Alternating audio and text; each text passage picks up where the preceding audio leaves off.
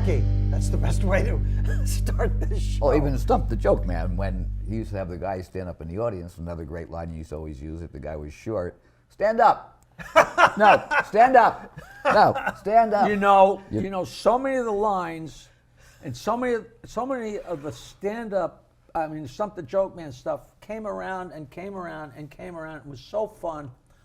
I wound up getting my first movie role that was given to me by a guy named Paul Borghese that's been in a million movies. He actually got me my role in a movie called Potluck, and then he couldn't be in it because he had just scored the role of Yogi Berra. Remember 62? Yeah. Oh, no, 61. Yeah, 61. The story of Roger Maris and Mickey Mantle. He got the role of Yogi Berra, and I was like, I wouldn't brag about that. But when I met him, he had been the guy that got the girls for the Stern Show for the Snapple. Do you remember they used to pour Snapple on the girls and lick the Snapple off the, you know. So this guy Paul had been around forever. I was always, get me a job in a movie, get me a job in a movie. And when I finally got the job in a movie, he told me that his father had tried to stump me in upstate, whatever the place is near Mr. Rips. What's that town? Oh, way up there, right off the Palisades Parkway. Right. Now I'll never think of it. But right next to Valley Cottage or whatever it is. Newark, New something. And his father was in the audience, and, you know, who wants to try and stump me? Stand up. And he said, you said to him 3 times, stand up, stand up. And his father started trying to tell me a joke. And he's a little Italian guy.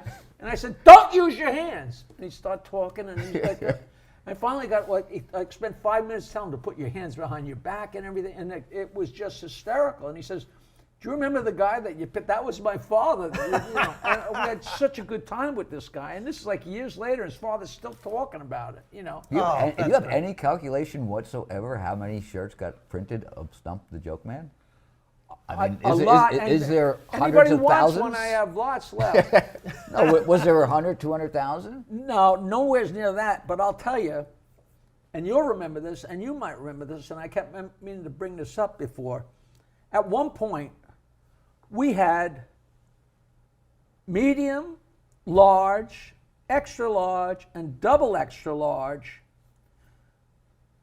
pink, blue, green, white, heather. I mean, we had a bin in the downstairs of Jokeland, which wound up getting flooded. And I would bring those bags with me to Rascals, and people would come up to buy stuff, and it was like a auction. Like I got extra large green and a double extra large blue, and I had all that stuff. And I go home afterwards. I'd be drunk and pull all the cash out of my pocket, and sit there naked with my chicken wings. Jackie, I want you to tell the story about the loudest reaction, the biggest reaction I've ever seen from you was after a show when you and I were off stage talking to some audience members, and you looked on the stage and something was happening that you weren't happy about. But first, before you say this, let's intro the show. 10 minutes in. Ladies and gentlemen, he's not introducing the show. I'm introducing the show. This is Standup Memories. I'm Jackie Martling. This is Professor Peter Bales. This is the first time we've had a guest. And I'm going to let Peter do all the introducing and all the interviewing when I get done talking. But thank you for tuning in. We had Danny last week. We're going to have him next week. We're going to have him over and over and over until eventually he gets to say something. Okay, so I'll turn it over now to Professor Peter Bales, who is here to put you to sleep. Thank you, Jackie. That's nice, as always. Danny McKenna, the legendary manager of Rascals, is going to share some inside stories. Now, what you were going to say yes, had already happened once before, and you might remember it. When I came in to do a show, I don't think I did it when I was just doing the Rascals Comedy Hour, because I was just hosting.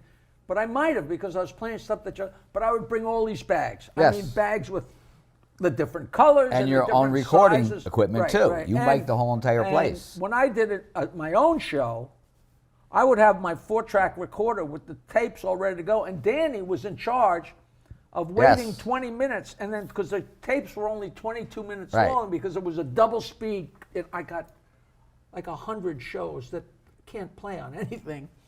And Danny did that, and he never missed a trick. But the same thing happened that you're going to talk about. I did a show, and I got done, and all those shirts and the cassettes, I don't think they were even CDs yet. I think they were cassettes and shirts were all on the tables up there, and I was in the back of the room, and one person must have said, I guess I could have one of those, and helped himself to shirt, and like locusts, before I could get to the stage, I don't know if you remember that, everybody just helped themselves, and there was no way to say, give me that back, give me that back.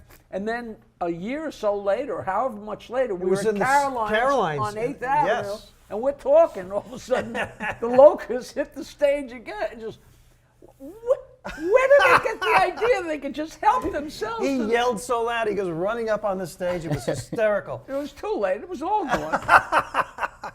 You know, well, and I couldn't complain, because anybody I told that story to, they thought it was the funniest thing ever.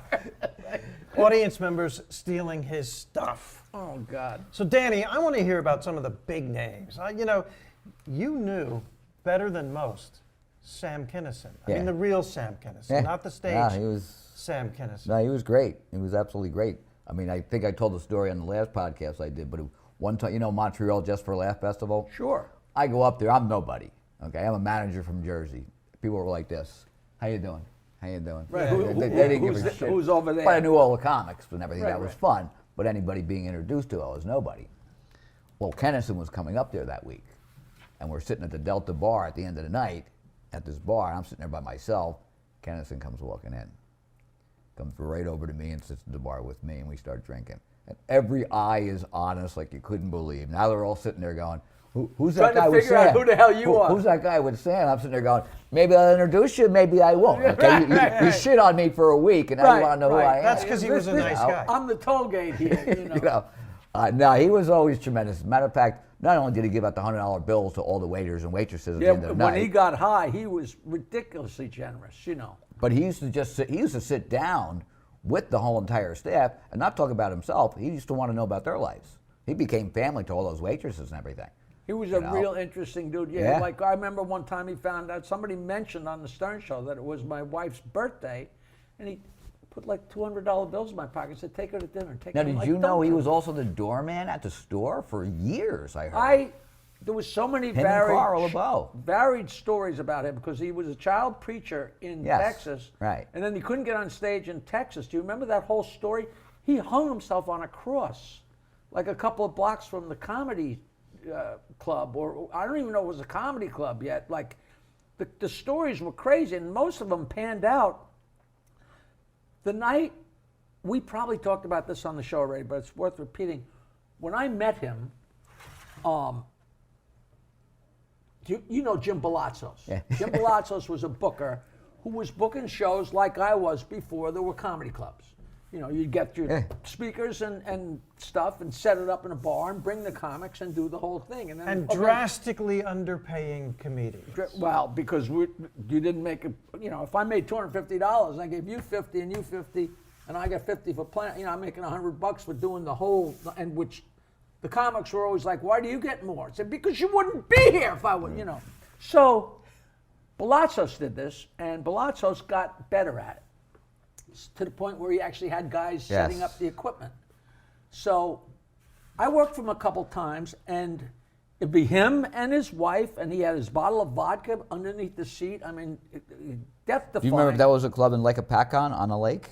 That place? Yeah, oh yeah. Okay. The Upper Deck. Upper Deck, yeah. Yes, I worked there, Upper Deck. Well, that's the place where I got my license plate still. But that's, all right, that's another story. So I'm working for Balatzos at the Upper Deck in different places. The Central Park, there was a place, a couple places. And all of a sudden, the guys, I forget the guy's name, but there's one guy who I really liked. Him and another guy would set up the equipment. They'd set up the sound system, put up the speakers. And for a couple of gigs, as they're setting up, one guy's going, ow! And the other guy's going, ow, ow! Leper whore! And I'm like, it was like they had Tourette's. And I'm like, what is going on here? And then, however many months later, I go to the Improv and get in Balatzos' van, and it took me years to find out, but it was Max Dolcelli. And another me. comedian, another and great Balatzos goes, Jackie, this is Sam. He's from California. I brought him out here to see how things work out. and here's this little troll with his little, you know, Sam lived at Max's house. beret, you know, right, with his raincoat. How you doing, man? You know. So we're drinking beer and having fun, and we get out. I mean, in the middle of nowhere, and nobody believes this, but you guys go back far enough. We tied up the disco ball so people could. Not believable. Why did you tie up so people could see So the people stake? could see, because the disco ball hung, you know, just the way it was. And Palazzo says, Jackie, I want you to host this show, but save a bunch of stuff, because I don't know how it's going to go. With Sam, he's a little different. And it was the first time I ever saw him or ever heard of him or anything. He couldn't have been a nicer guy. And he went up on stage, and he was so quiet, and he just you know, back and forth on the stage, talking so quiet. You're going to remember me. I promise you're going to remember me. You'll remember this night. You'll remember. You don't know me now. And I'm like, all right. And he said, and then all of a sudden he yelled, because I live in hell. And he leans over and starts yelling at the people in the front, my wife is a whore. She's a leper whore. Ow, ow. And all of a sudden I'm hearing all the things that those guys were yelling. What happened was Palazzos came home from California with a cassette of this wild man. Yeah. So they would listen to it on the way. So they were barking it back and forth the whole time. And I'll tell you, when I went up on stage, when he was done, that audience looked like they had seen a mass murder. It was just... Carson loved him. Oh, of course he did. And one of the greatest conversations between him and Carson was after he sang that song, Are You Lonesome Tonight? Right. He got over to the panel and sat with panel, and Carson's asking him questions. Carson loves him. You can tell this, Yes. you know. And they're exchanging like divorce stories, right? Yeah. And Sam actually went, I feel like I'm talking to Yoda. You will learn, great Sam, you will learn. But then Carson says, you got a nice voice. And he goes, well, I used to sing in church.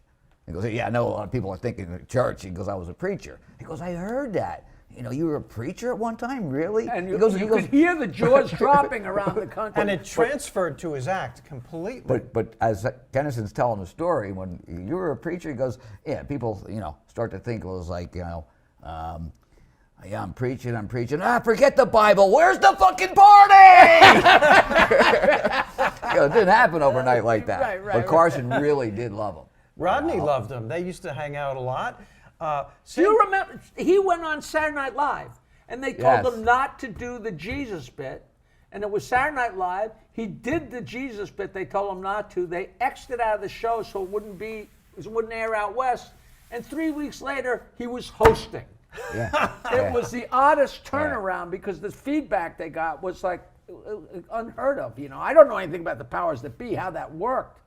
Well, what's the story behind Dice being banned from MTV for life? I mean, I know that happened. He got more fame from that than actually going on. You know what? I don't know, and you know, we're on the Stern Show. I was so lucky. Yeah. I didn't care what was going on. Right. You know, the guy selling out Madison Square Garden, and you know, I mean, I knew him as Andrew Dice Silverstein at the East Side in '82. Yeah.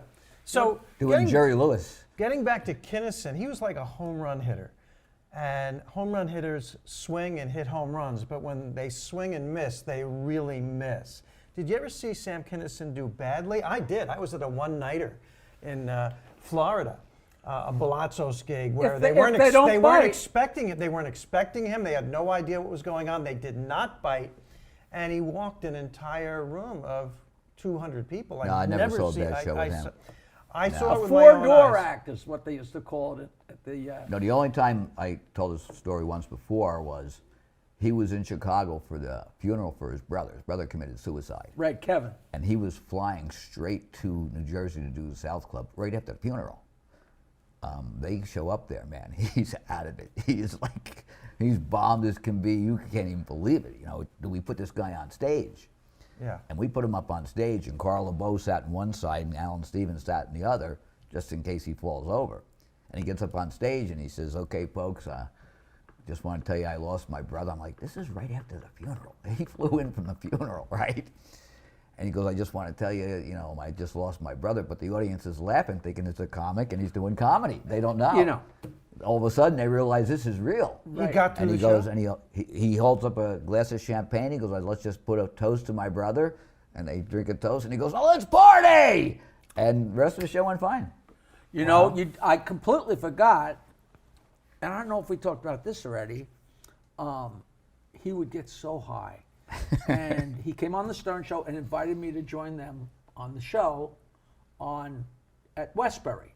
But he already had 3 opening. He had Jimmy Schubert, Yes. Alan Stephen, Carl LeBeau. They were all Mitchell going Walters on did a lot before him. also. Mitchell wasn't part of Not them yet. yet.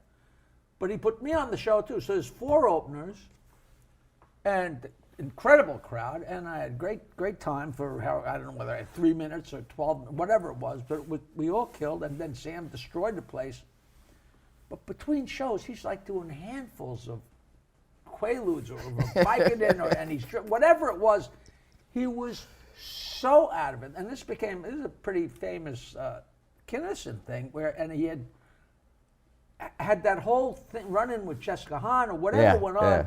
And the second show, we all did our acts, and he walked on, and Westbury's that round stage, and he had a paper bag with a bottle of wine in it.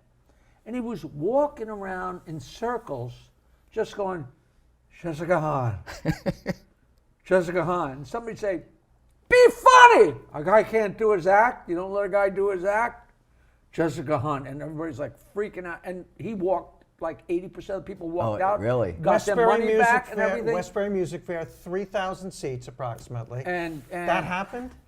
And after the show, he was so loaded, and he's like, Jackie, you live in here. Where can we get something to drink? And his brother Bill's behind him like, no. Did you ever hear the story of how he got liquor one time in a town that was dry after 2 o'clock? He couldn't find any liquor. No, never heard. And he's, he's jonesing. He's an alcoholic. He needs booze. He needed it. So he couldn't get any in the town, not even at the hotel he was in. So he called a limousine service. And he said, I need a ride to the airport. Can that limousine be stocked with liquor? And they said, yeah. Limousine pulled up, he grabbed all the booze out of the limo, paid the limo driver, and he took off. That is genius. That's genius. creative. That's creative. All now right. that must have been in Pennsylvania. I don't know where it happened.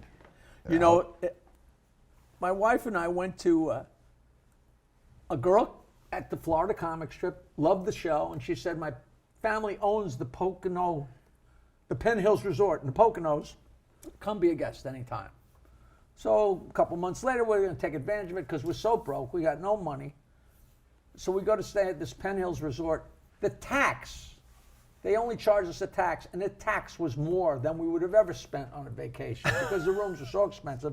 And when we moved in, when we got there, they gave you a basket, a welcome basket. And one of the things in the basket was 2 splits of champagne. Well, that's cool. So it's Sunday. I don't know about dry.